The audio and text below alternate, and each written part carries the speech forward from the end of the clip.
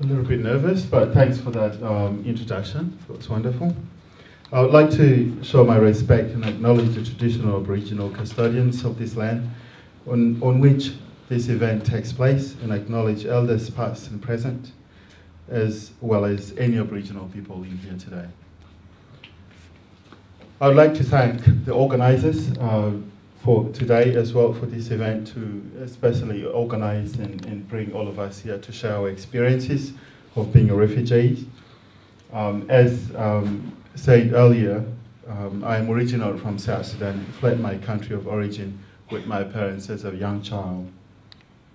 And that was in 1989. Spent 14 years in the refugee camp in northern Uganda. I can relate to Gladys's experience. In particular, the situation and the difficult moments in the camps. Yes, when you are in the camps, of course, you will not know exactly what to do in terms of your rights and your obligations. Can you hear me clearly, guys? Is that all good? Yeah? Your rights and obligations.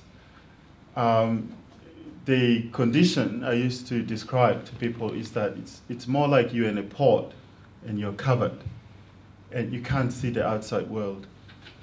And that experience, if you are to be in it, it's a very difficult, very, very difficult one. Now, we can talk about health, we can talk about education and insecurity. These are all big things, and there are a lot of issues associated with health and insecurity in the refugee camps. We have seen in the news and we've watched things about the rebels. In my experience, the Lord's Resistance Army, which was in the news not long ago, and how they've been disturbing people in northern Uganda. The camp I was living in, the camp I grew up in.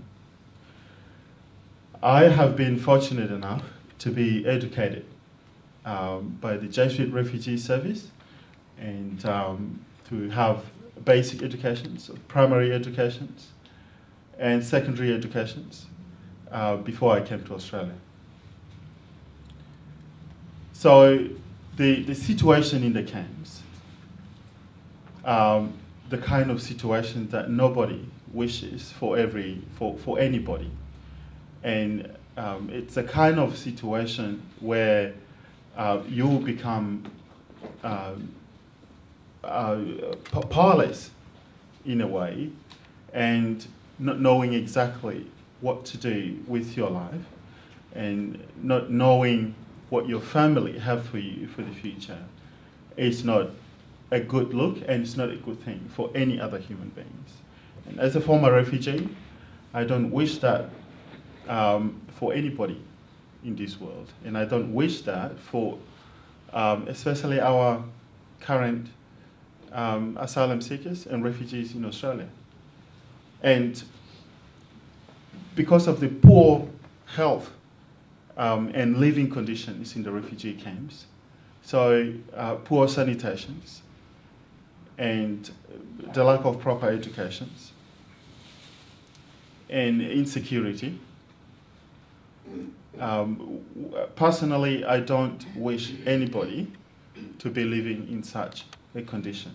And a camp is not the best place to be.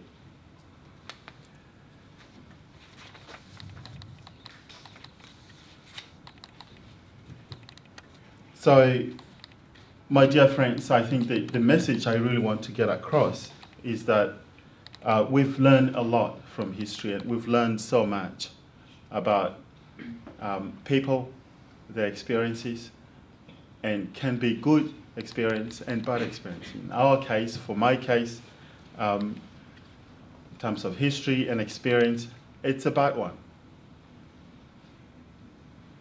And if we all can live a normal life like everyone else, not threatened by powerlessness in their own homeland, for example, not having to flee from their own country to change their circumstance, and then there will not be any refugee and asylum seeker or boat people in this country.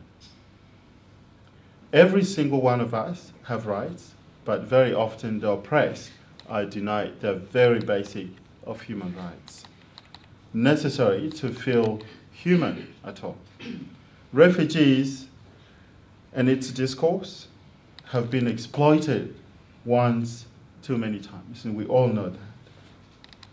I wonder how many of you who haven't experienced being a refugee, who lives in a normal daily lives, could ever explain or imagine how being in a feeling of having no power to make things happen, how it gets your own being in your mind and makes you question your existence, or either are a human being, to have your fate decided by another person, to lose hope because of powerlessness, and when all hope is gone, who do we turn to?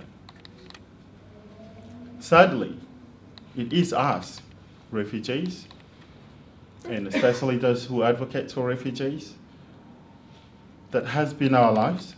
We are the refugees and asylum seekers, both people, if you like, as how the modern world calls us and sometimes despises us.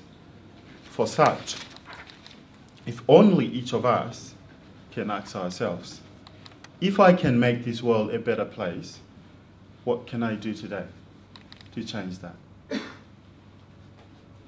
Myself and all the former refugees are thankful that we have been fortunate to have been accepted here in Australia. We have regained our rights somehow, although not entirely all of it, but it sure did make us feel human, and we can coexist with the rest of the world, that we can exercise some of our basic human rights today and somehow feel safer than in our own homelands.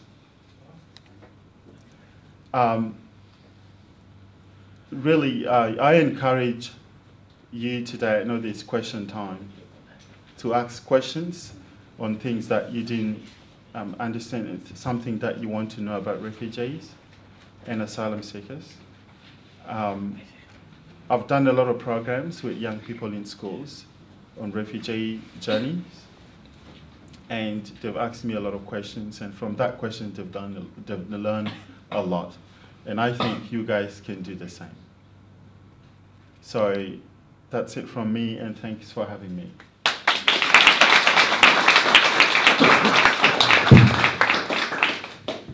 Thanks very much, James. Our next